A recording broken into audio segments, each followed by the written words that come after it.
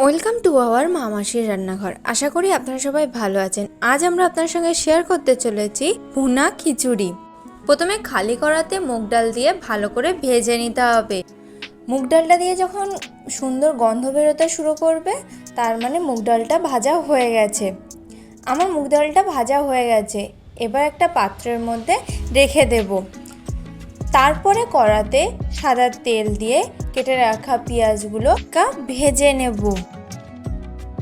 এবার একে একে এর মধ্যে রসুন বাটা, আদা বাটা দিয়ে ভালো করে ভেজে নিতে হবে যতক্ষণ না কাঁচা গন্ধ চলে যায়। এবার এর মধ্যে সামান্য জল দিয়ে একে একে ধনে গুঁড়ো, জিরে গুঁড়ো, লঙ্কা গুঁড়ো আর সামান্য হলুদ গুঁড়ো দিয়ে মশলাটাকে ভালো করে কষিয়ে নিতে হবে।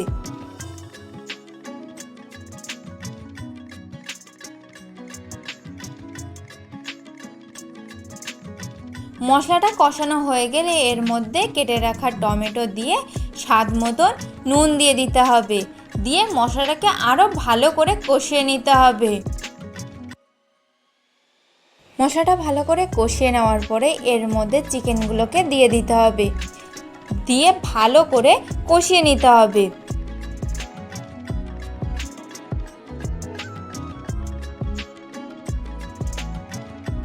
মাংসটা কষিয়ে নেওয়ার পর এর মধ্যে ভেজে রাখা ডালগুলোকে দিয়ে ভালো করে মিশিয়ে নিতে হবে। মিশিয়ে নেওয়ার পরে ডালটাতে অল্প করে জল দিয়ে হাফ সেদ্ধ করে নিতে হবে। এবার ঢাকনা দিয়ে রেখে দেব। কিছুক্ষণ পরে ঢাকনাটাকে তুলে ডালটাকে দেখে নেব। ঠিক এরকমভাবেই ডালটাকে সেদ্ধ করে নিতে হবে।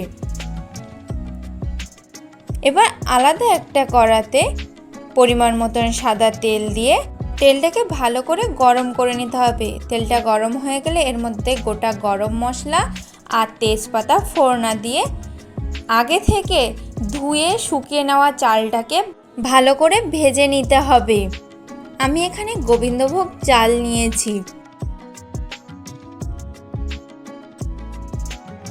গোবিন্দভোগ চালটা ভাজা হয়ে গেলে এর মধ্যে সেদ্ধ করে রাখা ডালটাকে দিয়ে ভালো করে মিশিয়ে নিতে হবে।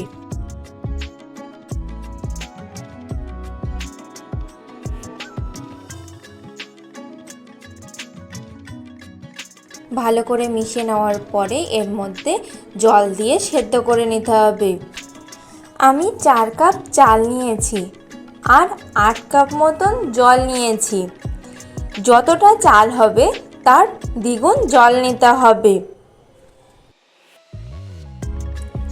15 মিনিট ভালো করে ফুটিয়ে নেব, তার জন্য ঢাকনাটা দিয়ে রেখে দেব। 15 মিনিট পরে ঢাকনাটাকে তুলে খিচুড়িটাকে ভালো করে নাড়িয়ে চাড়িয়ে নিতে হবে।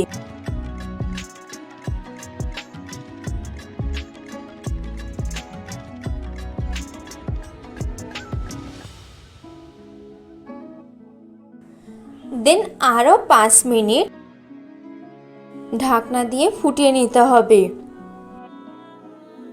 5 মিনিট পরে ঢাকনাটাকে তুলে গ্যাসটাকে অফ করে দিতে হবে।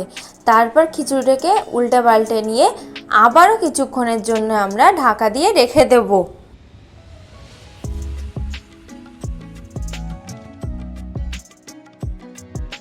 এবার কিছুক্ষণ পরে ঢাকনাটাকে তুলে নামিয়ে নিলে রেডি ঝুরঝুরে ভুনা খিচুড়ি। ভিডিওটা যদি আপনাদের ভালো লেগে থাকে তাহলে একটা লাইক করবেন আর চ্যানেলটাকে সাবস্ক্রাইব করে আমাদের পাশে থাকবেন। ধন্যবাদ।